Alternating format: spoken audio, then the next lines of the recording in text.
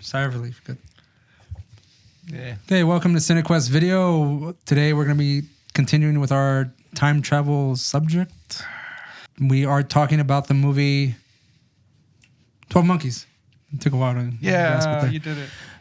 Starring Bruce Willis and Madeline Stowe, and directed by Terry Gilliam. Came out in 1995, I think. Put my phone away. I got it. 95. 95. This is my first time watching this movie. I'd never seen it before. I've heard about it plenty of times. I've never heard anyone really talk about it with a bit of reverence, or like that they always go to it. This is also, again, I think I just mentioned that is directed by Terry Gilliam. The movie we spoke about prior to this one, or previously, was also directed by Terry Gilliam, which was Time Bandits. Mm-hmm. And it goes, again, dealing with the time travel. And I don't know if he intentionally kind of, I don't know. Time travel is like kind of just a side bit to this movie. Like, it seems like it's really in the background. You don't really see too much actual physical time travel per se. No, it's like an off-screen. Yeah, and on top of this, you're dealing with a person that seems to be almost like schizophrenic. Yeah, he's character. got some so like mental issues. Mentally divergent. Yeah, I thought it was just all in his head this whole time. I was doubting the fact that this was a time travel movie at all. They try to, they try to like suggest that to you pretty early on. I mean, he travels back from the future from what's either like a prison complex or some kind of like institution. Yeah, he's in prison. Yeah, and then immediately gets put right back into a fucking sanitarium / prison setting. Yeah, which I just thought was funny. He tried to go back to gather. I think to gather information. They make a big sort of deal about saying that you can't go back in time and change the past. You can only change the present, and so.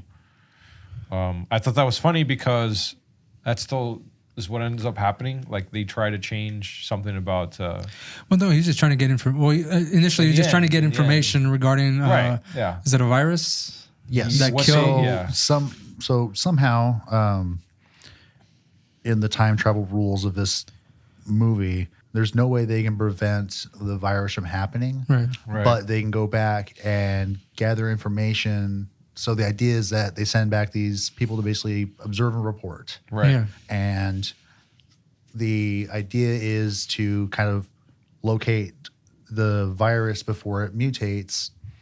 And because it doesn't really, that doesn't get shown like how the virus goes. 'Cause it's supposed to be like from an unmutated form, and the mutated form is what like kills everyone. So the idea is to go locate where the virus outbreak occurred. Right. And maybe even send a scientist back to grab a sample, to come back to develop a cure for it, to then try to reestablish humanity and then go back to the surface. Because in that guy's future, there's like 1% of humanity surviving. Yeah. Everyone else. And they live just underground. Right. Yeah. They live underground. All right. So I was a bit confused with this movie when it first started out. I wasn't as interested in this story. I was expecting some kind of the 5 billion people dead. I felt like that was going to be a bit more of something more dramatic. Yeah. To see, but of course we don't see that. We just it gets to the point leading up to that. They just tell you, and like it's heavily implied that. And I thought it was a bit more of a conspiracy situation going on. I was hoping because like I don't know why I thought the title 12 Monkeys was going to play more of a like some kind of mystical or some kind of like big conspiracy theory thing going on. Instead of Brad Pitt being like the son of a virologist, and all they do is release fucking animals and put them in a fucking cage. I mean, yeah, which is the twist. Spoiler. Yeah. Bruce Willis goes back in time, ends up getting committed, and meets Brad Pitt's character, Jeffrey Goins, who later on it's heavily implied that he's the one that started, or rather caused the outbreak to happen. Well, because that's the information that the future has. Yes. They're just like, okay, the Army of the 12 Monkeys is responsible, so we need to track down this Army of the 12 Monkeys and get the fucking virus. And at the end of the movie, so I wonder because when I brought up earlier how they're like, oh, we need to get a sample of the virus before it mutates and kills everyone.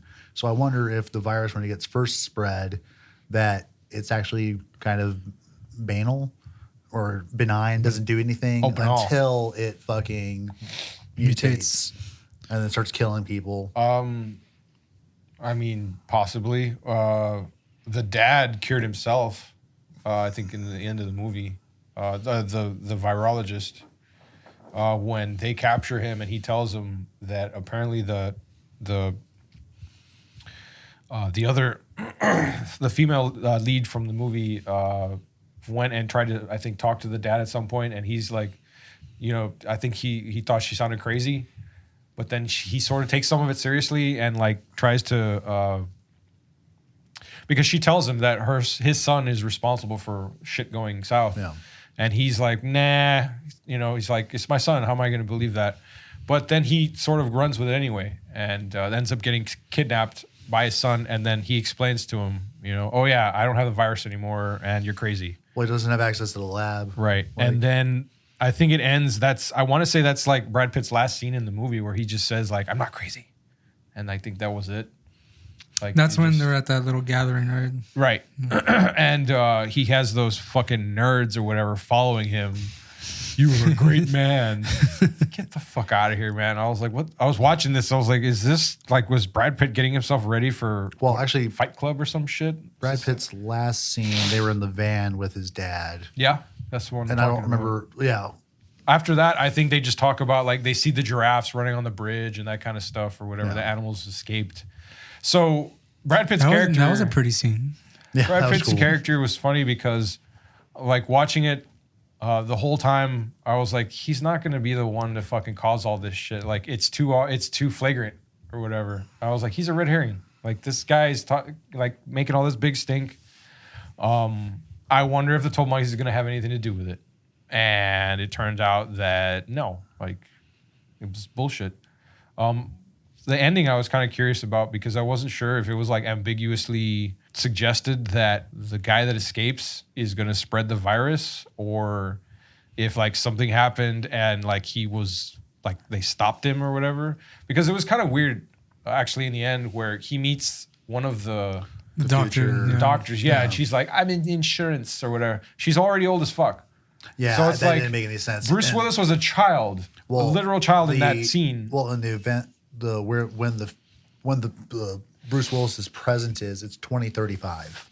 Yeah, and then like we're supposed to believe that this lady is still alive 40 years in the future. Yeah, when Bruce Willis is a grown ass man, like the fuck is this? Well, what does that mean in general? Like, does she have some kind of? I don't know. I don't know. Like, it was weird to see that. I wasn't sure like how it explained anything, if anything. Well, what part does it play where Bruce Willis has been having nightmares where he's basically sees his own death as a child and it's kind of like replaying in his head? It's because how is that significant?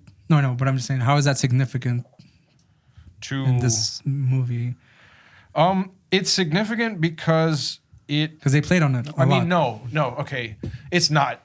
I take it back. I don't think it's significant at all. Like I was telling you this before. I don't care for the way the story was written. I think this is more of a performative movie than it is an actual like well-written or like coherent dialogue script. I think the Bruce Willis's recollections about him seeing himself as a child in that area. I think that was just like a writer trying to be poetic or some shit and like write a story that comes full circle with some fucking like time travel elements, but still like. Not really, like it's clever, but it's not really very intelligent. I personally was confused as to how that part of the movie was playing a part in the whole. It had no point. Like plot. All it does is it's like a cool little thing. Like why does he go back in time and have these flashbacks? Oh, because he's there. Yeah. Because I like watching it, I was just confused. Like I'm just like, what is the point of that? I don't know that there was a point. Like, again, that's why I said, like, it was sort of just like some poetic bullshit because it just seems like something that was... I honestly was hoping, like hoping oh, that let's when he tell all this saw cool something little- different in that whole situation. let's tell 'cause, this I was cool little Now that I story. think about it, no. Like there was no purpose to that. Like it just ends or whatever. Like even No, I know, but it just ends. But like, I was just kind of hoping that there was some deeper meaning thing, as yeah. to like Yeah, why no, like- he did dream about that. And it's apparently the only dream he has. And Yeah, all and that it stuff. just so happened to be that was him. That he saw himself dying. right. Does that fuck up like some kind of time space continuum thing? I don't know. Where like So- it's playing subconsciously in his head all the time. Yeah, like Even Where you if, you literally see yourself dying. Like Even if that were the case, I mean, like he shouldn't have been able to do that, right? Like from the way that they describe time travel, he tried to go back and like stop this guy, shoot him, and like they kill his ass. or But whatever in the end. I don't know And- about you guys. I mean, you're supposed to be like under the assumption that he's seeing that in the future, but he's killing the guy. You don't know who it is necessarily. I mean, did you guys know it was supposed to be him initially? No, but like I kind of so I thought it might have been only because of like that guy's actual lines, the dude with the long hair, when he first meets The Madeline, at her book signing, like he tells her, I forget her name, Dr. Rayleigh. I can't remember. he tells her a first bunch name. of things where it's like, oh, this guy is anti-society or whatever. He's like a anarchist, fucking what are those called? He's one of those people that wants to like set the clock back, reset everything, like have humanity start all over, kill them all off, and then just let. Well, I don't know if he thought about starting over at all. I think Yeah. it just was because he was into. That's true. He was an apocalypse nut, Yeah. and I guess he positioned himself to where he could do it. And Yeah, they don't really tell you anything about. and he about sat there his and took a hit character. of the fucking virus himself. Yeah. Yeah. Well, He's like, I mean, see, that it's was like odorless, right, And yeah. then Yeah. he like walks in that guy's face. that was when I saw that, I was like, okay, cool, nothing changed, everybody dies, right? Like Yeah. I don't know. Unless the whole thing where Willis's character, James Cole, he tries to shoot the guy, thus violating that reality's like time travel rules. And so where it you just can't rejected change. it outright and killed him. Yeah, so Maybe. it spun out But a sequence of the events to thing- where he was shot down. Right. The other, I guess, little issue is that technically, is that the way it would have played out originally? Like when it happened? probably like, not, because he wasn't. 'Cause, I He mean, was technically, going to if it- run away with that. With what's her name, yeah. and then his cellmate or whatever from the future shows up 'cause and gives him a gun. Well, because he fucked up because he went and left a message at the same number that the people in the future were monitoring, Yeah. and he's all stupid. He's like, it's like there's like some inconsistencies here because he'll be like, well, as 6 months to you or 6 years to you to Dr. Rayleigh when he reemerges in her life 6 years later, because it's just like, hey, this was like no time for me. Right. Like I basically went back, got interrogated, shot back to World War I, somehow then got catapulted to the time that actually needed to be at, which makes no 96. sense to me. I was kind of No, that didn't- I was kind of a that bit really makes disappointed. sense. Like they didn't like. How is time travel possible for them? Like, how do they do it? Right. Up until this point, we've seen Nothing makes. the methods in which the characters time travel. I know at some point he goes to he's like in a tube. tunnel. Put in a Yeah. tube And that's or it. whatever, Like, and just like launch him through it or some shit. You know, at some point after that little gathering, after they meet Brad Pitt's character, and he's like in the water, like that puddle of water, and then he Yeah. just disappears. Like, Yeah, how so does that somehow happen? he's able to get Oh. extracted. And the same thing when he's bound to the Oh, bed yeah. in the psych ward, Yeah, and yeah. then all of a sudden He's he gone, yeah. disappears back to the future. So somehow they need some sort of like weird vagina-like, because they basically put him in like this like rubber dick that goes into the Yeah, he had to put on a time body hole, condom. Yeah.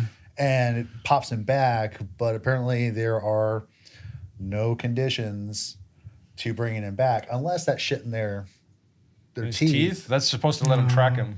Right, but what if there's also a thing in there for retrieval for their agents? Maybe.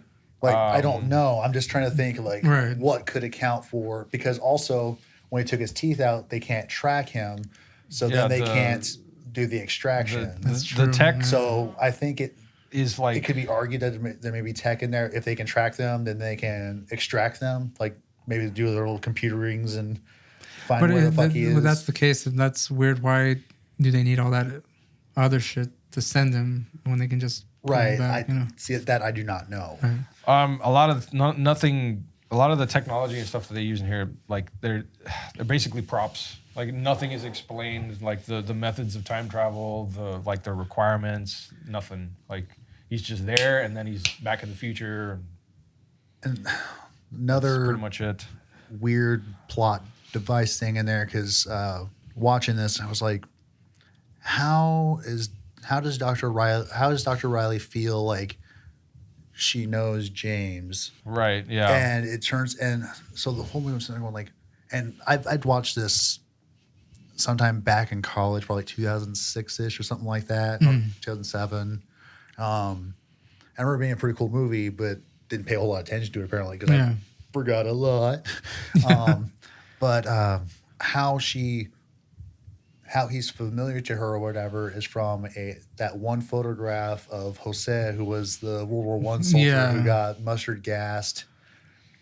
But that's not how he's familiar to her. That's how she proves that he's but the thing is, there's all this like these, and she directly stated, she was like, I got this weird feeling of like that I know him or I've seen him before. But isn't that primarily from when she saw him as a kid though?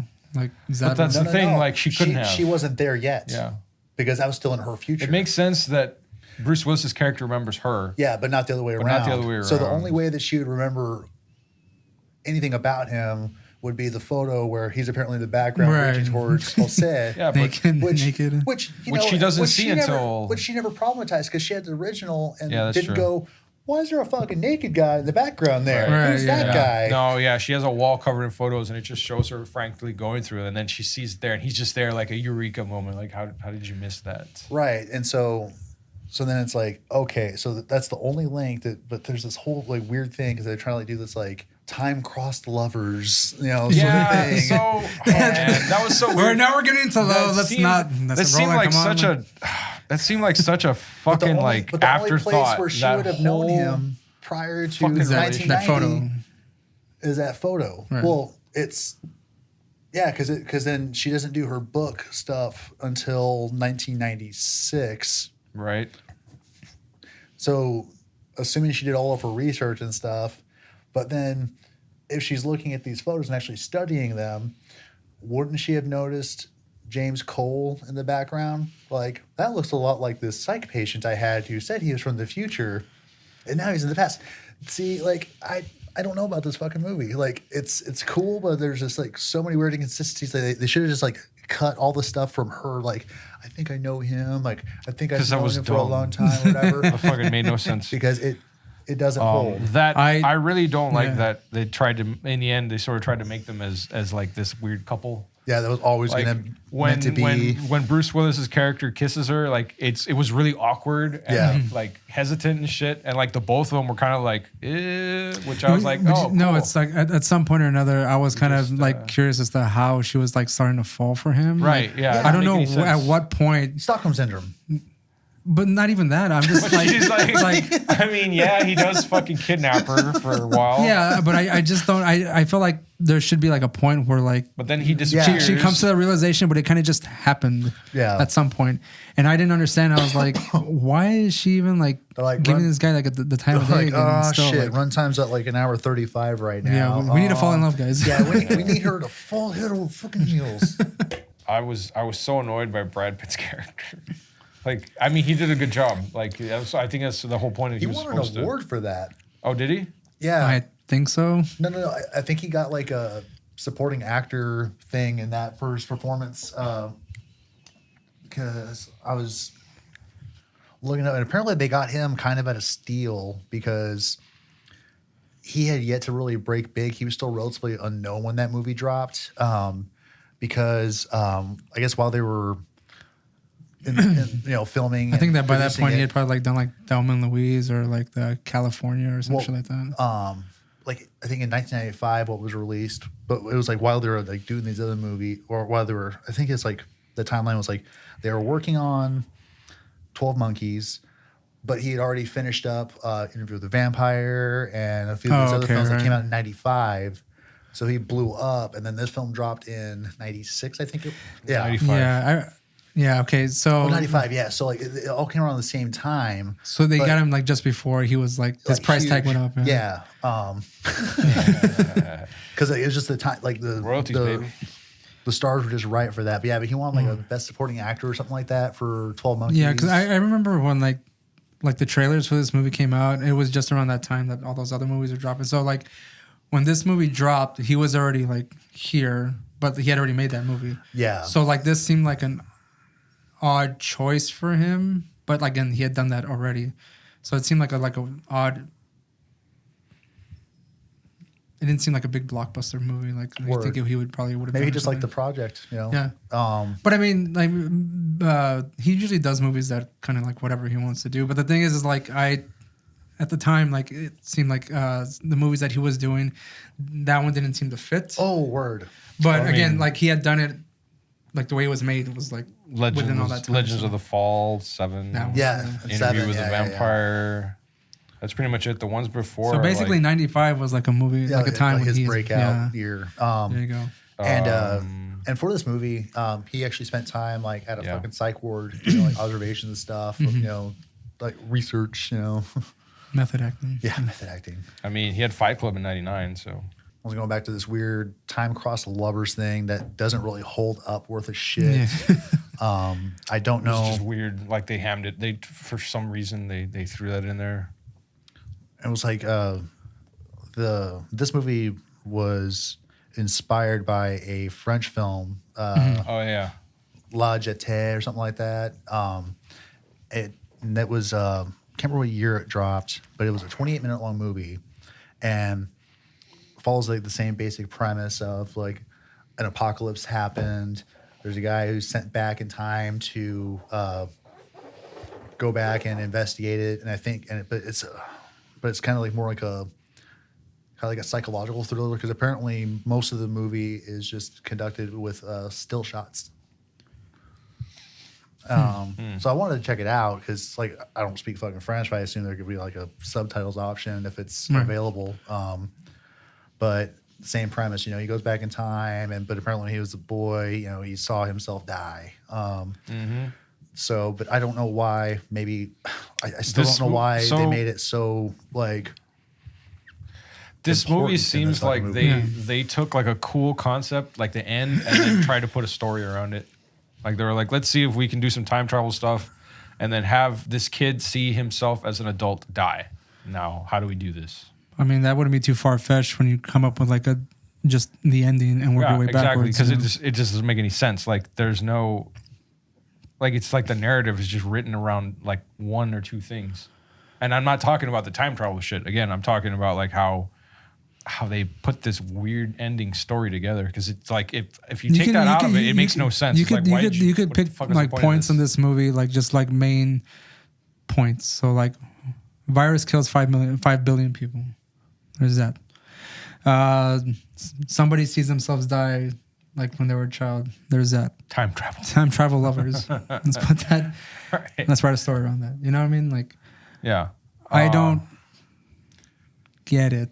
See, I think a saving grace for this movie though was kind of the psychological thriller elements where the set work.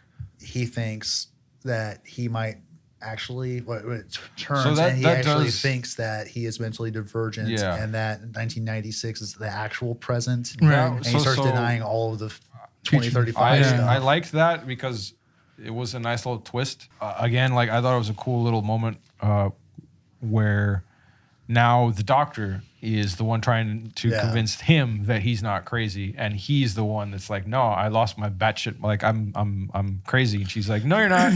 And, you know, then he has his moment. And he's like, all right, let's do this. You know, and then everything fucking ends. So, yeah. What do you think Terry Gilliam's approach to this movie? Like, I like I told you, I saw interviews with him kind of discussing this movie. And I don't even think he explained it too well. He just like Bruce Willis and Brad Pitt, and like this is an intelligent movie, but like it's just it's beyond like a. I'm not saying he's like being pretentious or anything. I just feel like he's just making it. Gives you that sense.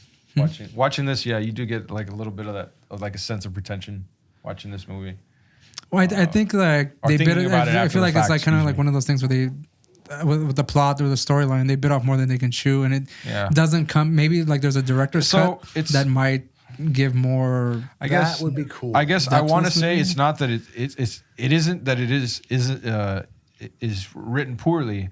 I think it's just that they had like a lot of ideas that didn't really gel well together.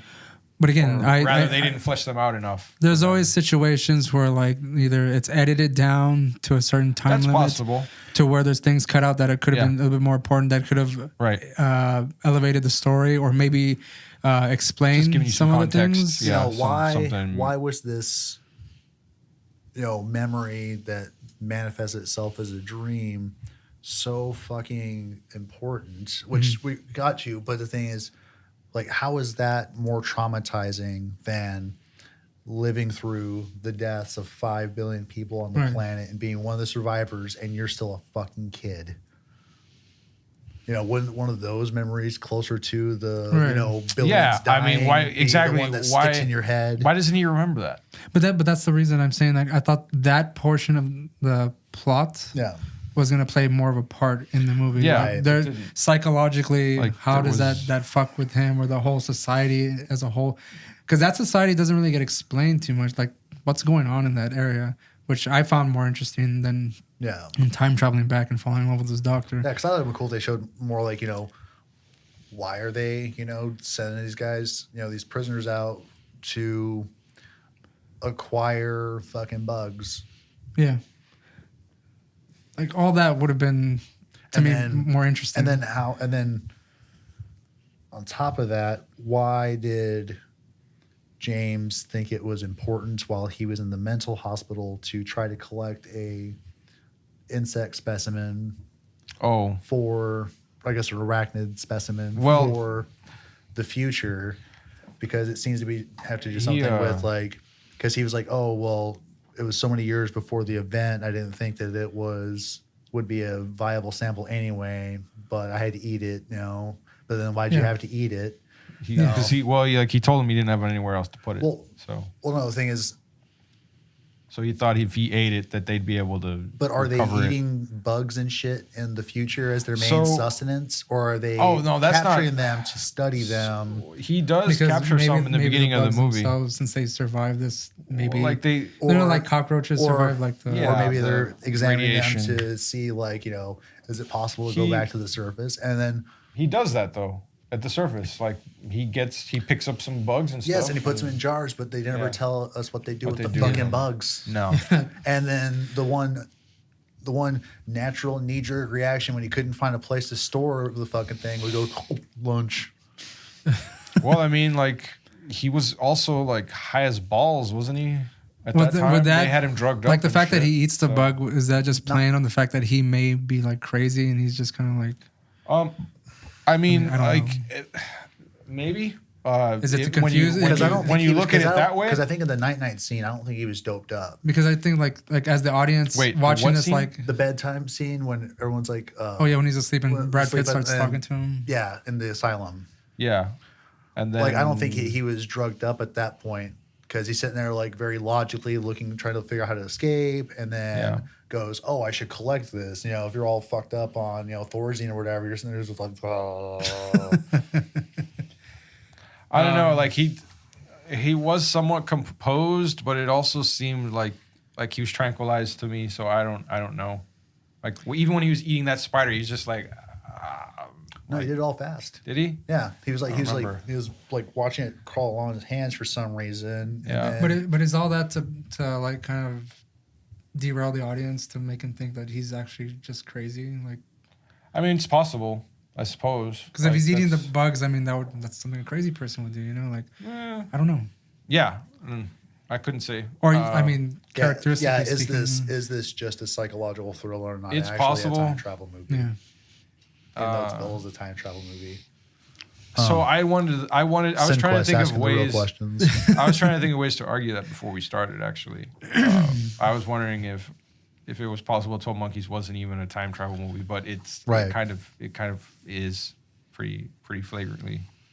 Only in the sense that, again, like the way the movie ends up, it has to be because of the fucking guy's memory of a child, or as a child, you know, having these recurring fucking... What if that's all his fucking head?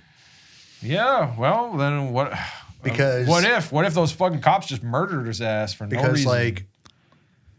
But how does the doctor, she sees him and they kind of, like, make eye contact, but she knows it's him. Adult James doesn't look at child James or interact with him in any way. No. It's just child James looking on, because he doesn't even know, can't even see the guy's face. Right. And then somehow... keeps replaying in his head. Like, did they have a talk about his fucking dream at any point? Because they didn't. You know, he just talked about how she was the person in his dream or whatever. Mm-hmm.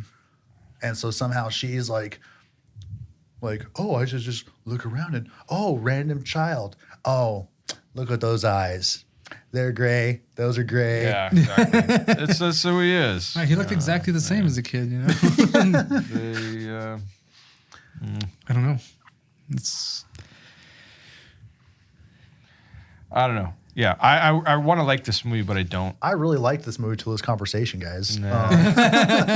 Even though I had like some like, why did I do this? Why did I do that? But I mean, I like the performances in this movie. Yeah. I like Bruce Willis, I like Brad Pitt. I like the sets that they fucking use, the props. I just wish they would have fleshed out a lot of the futuristic portion of it. Like, I probably would have found that a little bit more. Again, the 5 billion people killed, that's huge. Yeah. That's fucking huge. They did more explanation in fucking the end, like fucking Endgame and Infinity War. Whenever fucking Thanos snaps his fucking fingers, and all those people disappear. Like, you know, there was more context to that. Yeah. It's because they saw 12 Monkeys. Yeah, that's they're like, we can't do the 12 Monkeys mistake. Yeah, that one specifically, you know. If we're gonna have mass depopulation and time travel involved, we cannot do this. We can't have the guys in Cinequest badmouth the Marvel movie. At least from that point of view. Yeah, I don't know, man. I don't know about this movie. I feel like I need to, mind you, I only saw it one time. Yeah. So I was just going by it. I would stop it every so often, write a note down. And then at some point I just stopped writing notes. I was just like, And again, the whole time travel aspect, I was like, where, again, is it in his mind? Is he really time traveling? They put him in that fucking tube. How does he go back? Like, all those little questions I had, like, maybe that wasn't even an important part of the whole fucking movie. And then another argument, like, how it's in his head. You know, they fucking show him, like, staring at the MRI all like, oh. I mean, he was all doped up or whatever, but how is it that an MRI is very akin to the time travel tech that's shown? Mm-hmm. You know, it's like, I don't know. Have either of you guys checked out the TV series? No. I think I'd seen an episode or two. But see, I never wanted to watch the TV series because I'd never seen the movies, so I didn't want to like. Do you want to get any cross-mogenation? Gotcha. Right. I mean, Bruce Willis and Brad Pitt are in it. Why do I want to fucking watch it? You know, a lot of Bruce Willis ass in this movie. Oh yeah. That's true. That's what sells it. It's funny. What sells it? Yeah, he takes a lot of showers. Well, he gets deloused a bunch. Wasn't expecting that, but all right, whatever. Geez, man, it's kind of one of the first times I'm like stumped on a movie because I don't really know what to entirely think of it. Like, is 12 Monkeys a Criterion Crew movie? No, it should be. Jesus Christ, a fucking movie. So full. Speaking of, actually, next year they're gonna release it on Criterion. Full of themselves or some shit. No, man. I mean, honestly, if you're gonna do Criterion movies, go watch fucking go watch fucking Salo, and you tell me like how that makes you fucking feel. Next Criterion movie is Sylvester Stallone's Judge Dredd. I mean, hell, RoboCop's in Criterion movies, so yeah, figure that one out. Christ, man, I'm kind of stumped on this movie, man. It's not a bad movie, but it's got its like. I wanted more. Let me say that. I wanted more from this movie. It needed more work. Like it could have been so much better. I'll say that about it. Like, it has a lot of really interesting things Maybe it needs the Zack Snyder treatment and get like 4 hours long and shit. We need a 4 hours 12 Monkeys movie, right? I want to really flesh out every aspect of the fucked up the editing story, on this movie. the plot. I would say like Terry Gilliam didn't necessarily do a bad job directing the movie. I mean, I feel like he's a good director. He got good performances out of these actors and actresses. Just a quick trivia, complete side note of this movie. Madeline Stowe, the girl. I've seen her in other movies. She was in Bad Girls with like those cowgirls, or Drew Barrymore and Coyote Ugly? No, it's called Bad Girls, and it's basically it's a western, but it's all dealing with girls. She's like the main person. Sounds like a porn. It could have been, but it's not. Should have been. I forgot what other movies I've seen her in, but there was a family friend of ours who was very adamant that Madeline Stowe used to be a guy.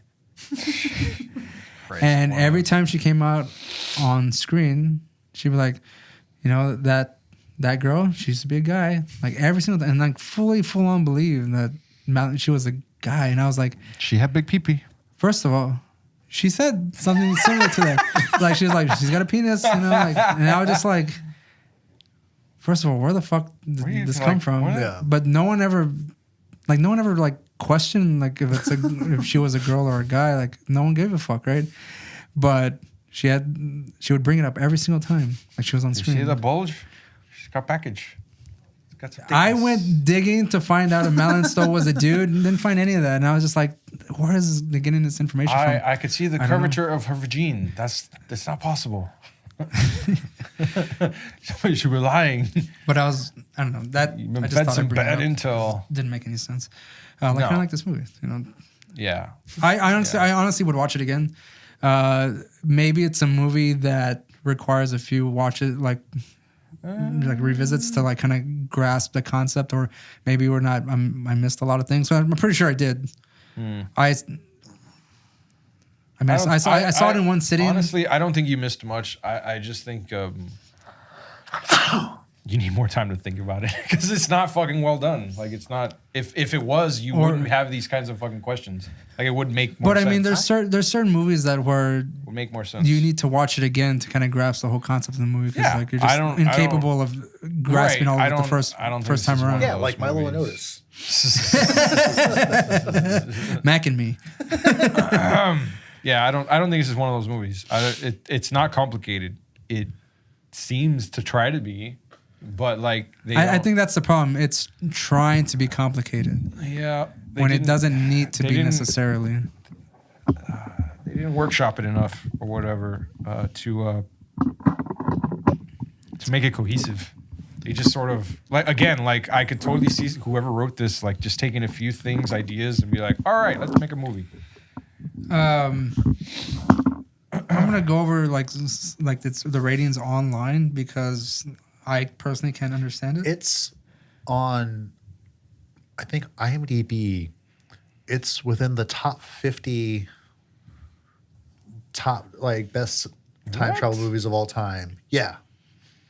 Like, because I looked at this list when we first brought up the idea of like doing time travel stuff, and I was like, oh, let's see what else is out there. And 12 Monkeys ranks pretty high.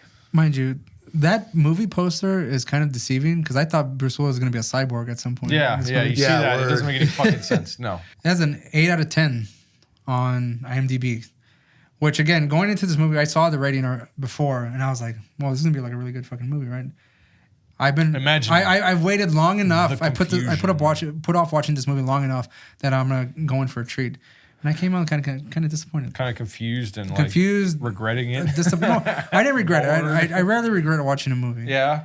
Because I've seen a lot of shit, and this wasn't shit, right? No, it isn't. It's not. There are times where I get really pissed off watching a movie regarding it, and House of the Dead is one of them. Yeah. Yeah. So I'll see that. On the top 50 list, 12 Monkeys is number 15 on IMDb. Wow, way to set the bar. I'm just gonna read some of these. Donnie Darko's number 6. Oh my god! Wow. I'm just gonna read some of like the titles of some of these reviews. All right, like Gilliam's masterpiece. This one gave a 10 out of 10.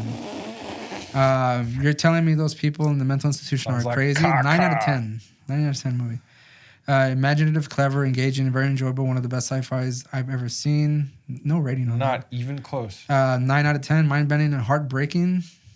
I didn't shed a tear. Heartbreaking? I didn't shed a fucking tear at all. Are you fucking kidding me? And I've cried. There wasn't enough time to fucking like realize you had a heart in this fucking movie. I'll give my reference points for crying in a movie. American Tail. That FIFA movie. Oh, Jesus. I'll cry in that movie. Right? Oh, not 50 Goes West. It's American Tail. We've talked about this before. No. Trying to save the future. Secret of Nim? Nah. Okay. Maybe Ferngully. Oh, what? What are you talking about? There are no tears. That's something else, Ray. I think you're getting confused. You're sick. Shh. We're not even talking about Ferngully 2. All Dogs Go to Heaven. Oof. Oh, it's too much. Christ. It's too fucking much. Most of these reviews are 8 to 9 to 10 out of 10. Like, wow. I don't get it. I can't take any of that shit seriously. It shows that these are all bots writing these reviews. Fucking idiots that don't know any better. You know when people like, there's a big consensus is people like liking a certain movie. Like I feel like I need to watch it again to kind of grasp because I'm probably gonna watch Donnie Darko again, and because first round I was like, who gives a shit? I didn't really care about the characters. Nothing changes. Jake Gyllenhaal doing his little like almond like. Yeah, we'll get into that. But yeah, thing, I still don't know what's going on in that fucking movie. God. 6 out of 10. Not my kind of thing. Movie. Finally, an honest answer. That was 6 out of 10. So yeah. Jesus Christ! Like just going down the list. I mean, I found one. Probably agrees with the way we're discussing this. 5 out of 10. Intriguing story, lackluster execution. Right. I can agree with that. Yeah. People talked about this movie so well, like so in such high regard. And like I feel like there's something wrong with me watching this fucking movie. No. This movie had a budget of $29 million. $29 million $1. Worldwide gross $186 million. Wow, good for them. I'm sorry, $168.8 million. Sorry. Glad they made their money back.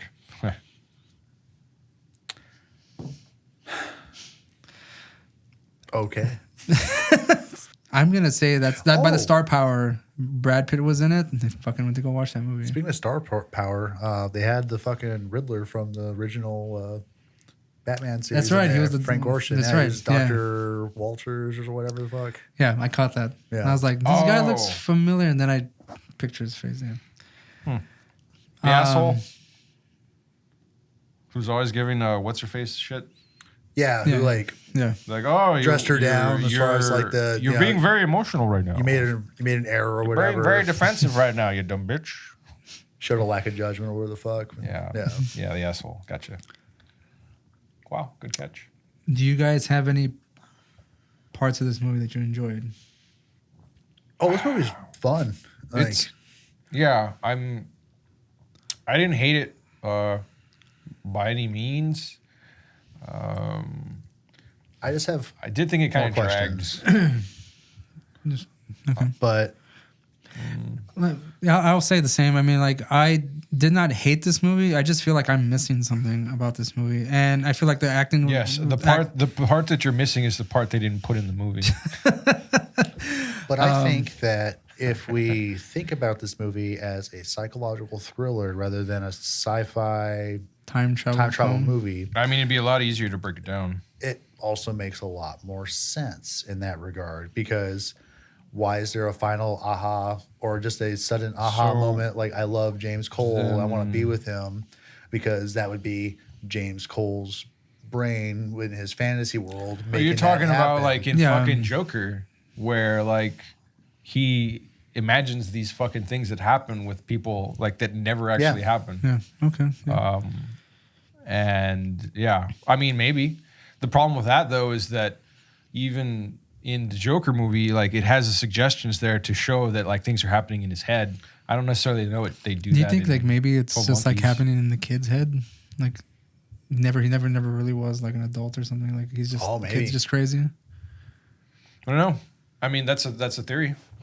The thing is, like, there's a lot of this shit that it can't really be. You know, Daniel, seeing it for like a psychological thriller movie. So it would still. I think it probably would have been better. Parts. I think it would have been a better movie. But I mean, so I don't, because I think that now it's, because I did, really like this movie for this conversation, but it helped point out some of the issues with it.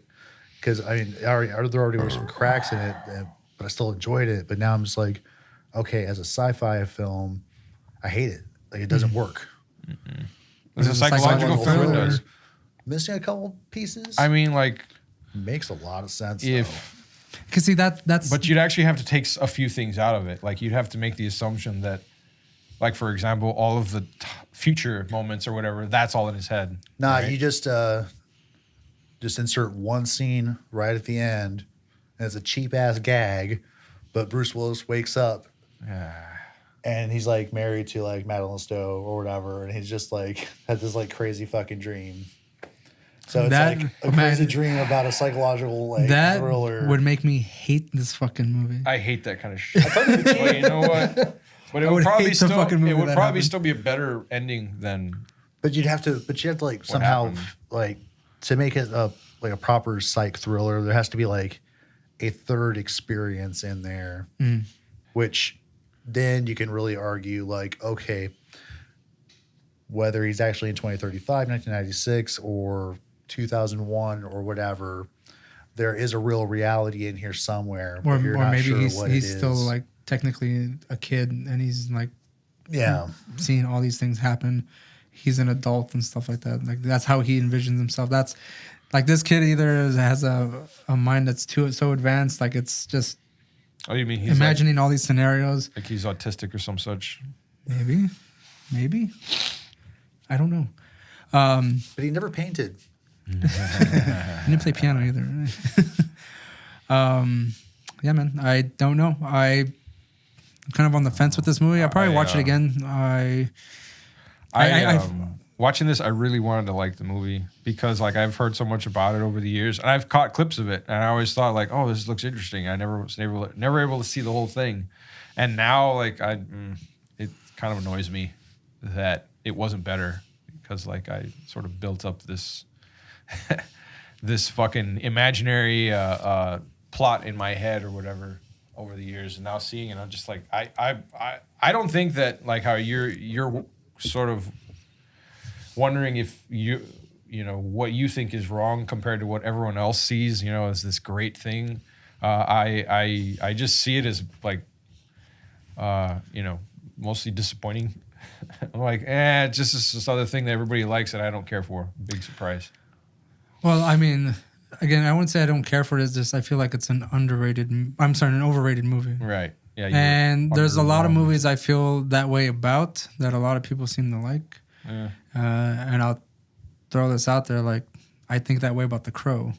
Oh, like I feel like it's I liked a lot of that movie, but still, I don't think it's a bad movie by any means. No. I just think it's not as good as everyone thinks it is. No, it's because not. Brandon Lee got shot. Exactly, like a lot of the clout really to that different. movie. Yeah, exactly. If he hadn't died, like the whole has to do with like the mysticalness about this fucking movie, like wouldn't.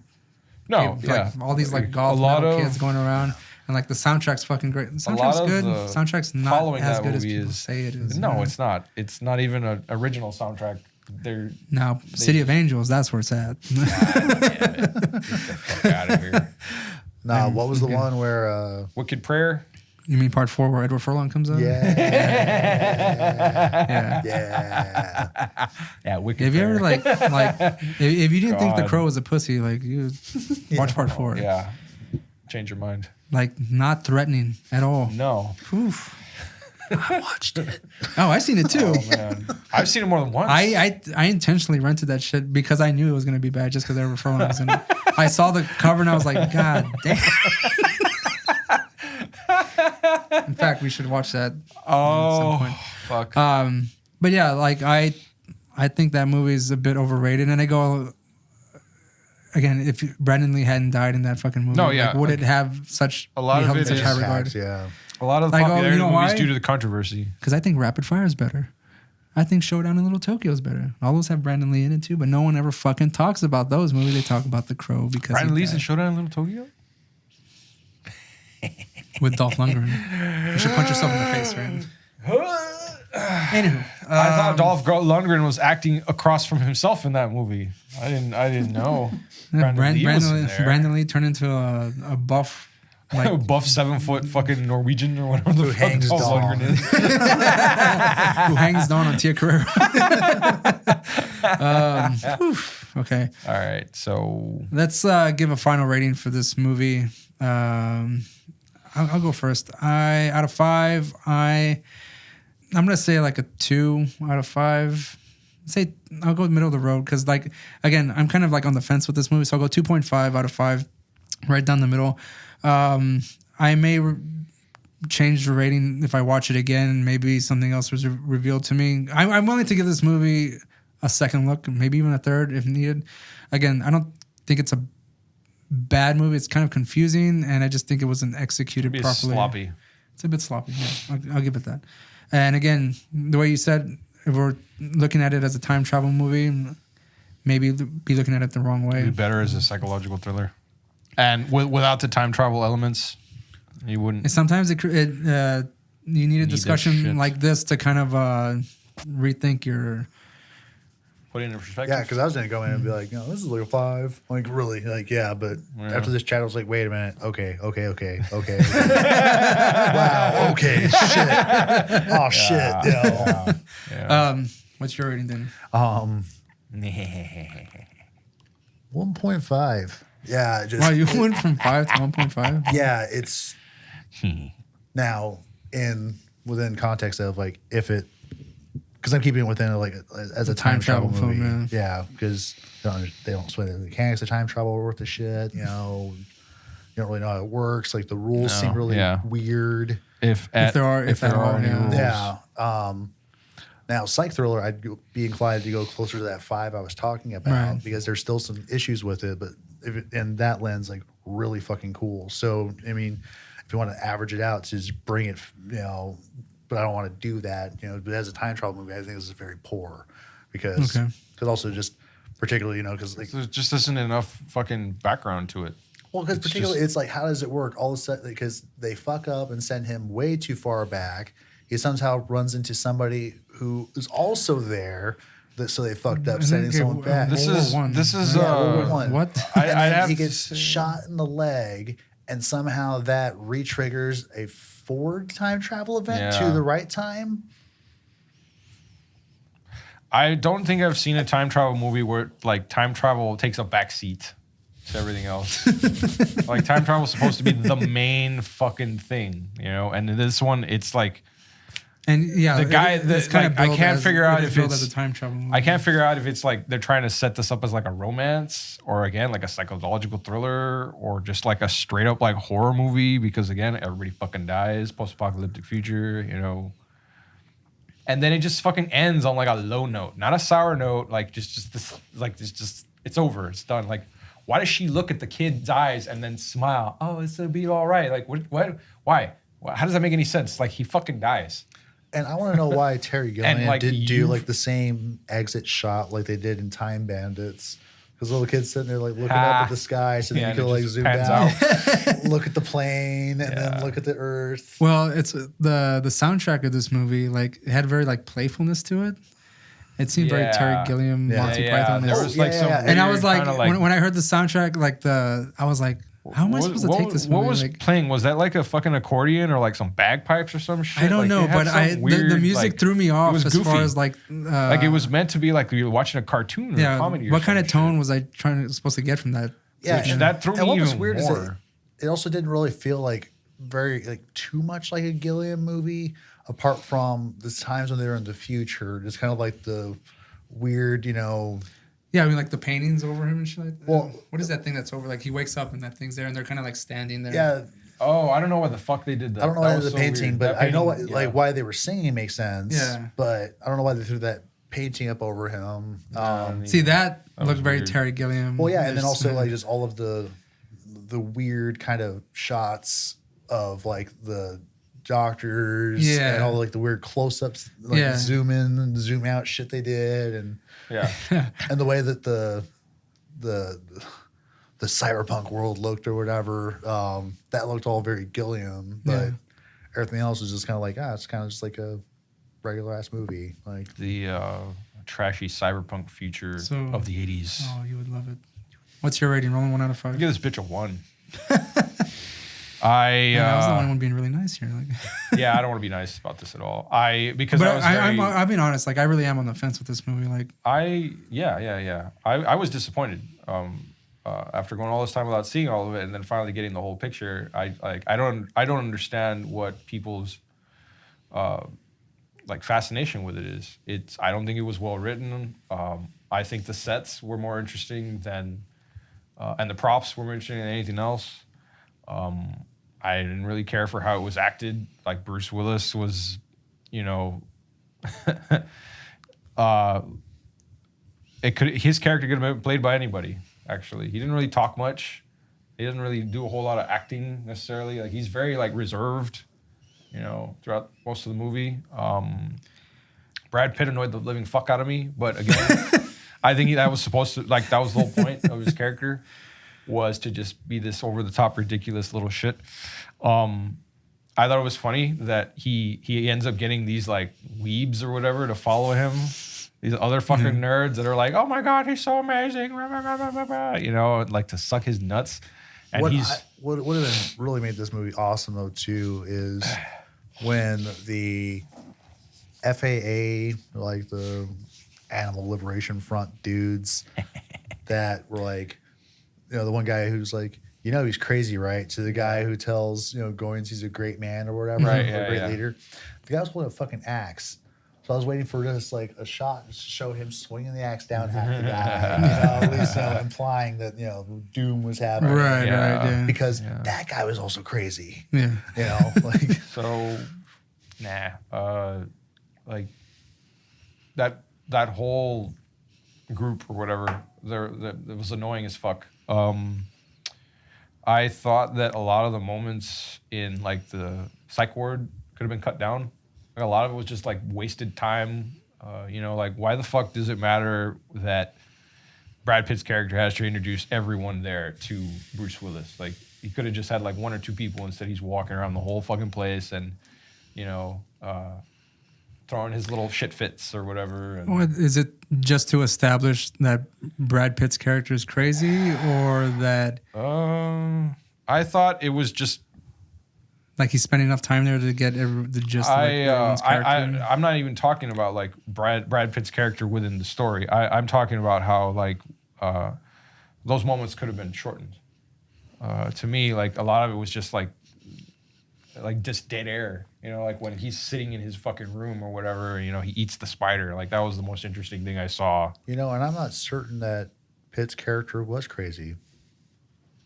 Maybe not.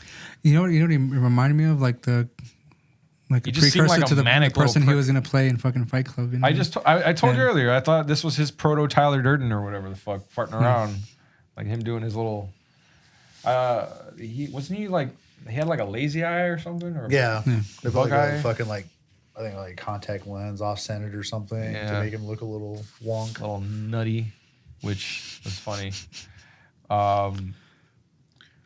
Because also, he's sitting there talking about how, because he's got the wherewithal to plot how he's in a shithole, but he was well enough for the doctors to allow him calls to the outside, and he used that to contact people that were under the employ of his dad to get him the fuck out of there to a good place to get the good drugs and have like a hotel-like treatment. Yeah. So then I was thinking like, okay, and then he gets all interested and he's like interested in like environmentalism and preservation and so forth. So is he actually not crazy, but he's crazy enough to subject himself to a mental health care situation that's shitty to maybe do an expose on the shitty like kind of county runs places versus a private facility. Yes, I am thinking way too much into this, Roland, but then he also is not crazy enough to within 6 years of being in a fucking psych ward to be released and become a public figure.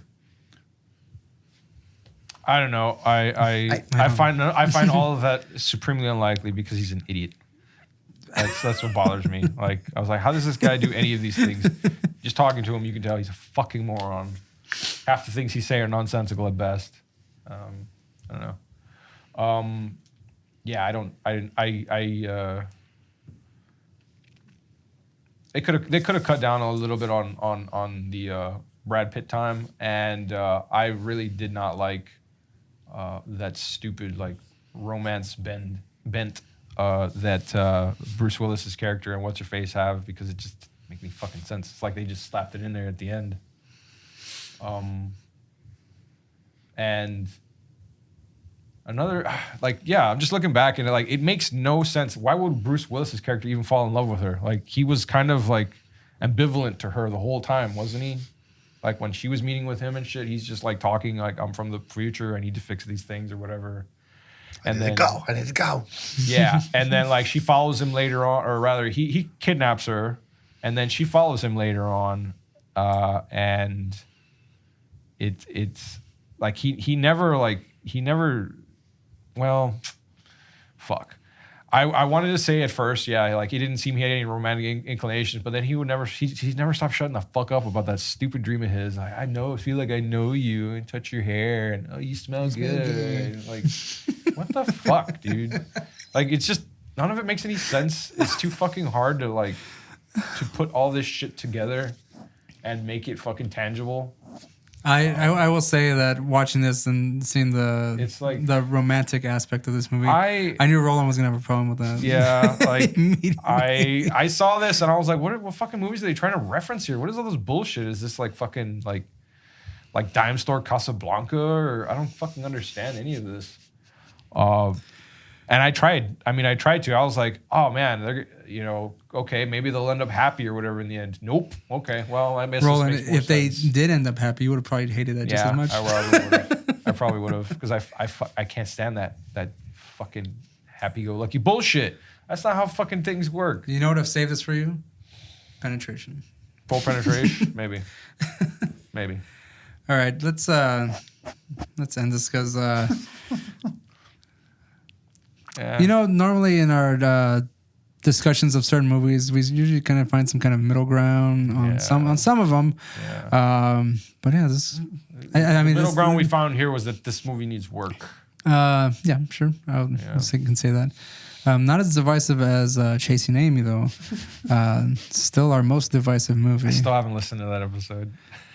I can't. I don't want to listen to myself. I don't like being that way. I'll just say that. It just kind of happens. Okay. But when Kevin Smith starts talking about love, goddamn it, I'm fucking lose my mind. Fuck out of here. Go fuck yourself. Goddamn it, Kev. All right. Fucking sappy ass. 12 Monkeys. Is it a time travel movie? Is it a psychological thriller? It's a bunch of things. Is it a love story? It tries to be a lot of things. We don't know if it actually gets any of them. Is it a movie? If it actually gets any of them right. Well, I mean, they made money. Is it a real film? Did it really come out in 1995? Whatever. Is Bruce Willis? All right, that'll be it for us. Stay tuned for our next time travel discussion, where we will be going over the highly regarded, very highly rated Donnie Darko. Indeed. All right, we'll see you next time. Chasing Amy Part 2. Let's go.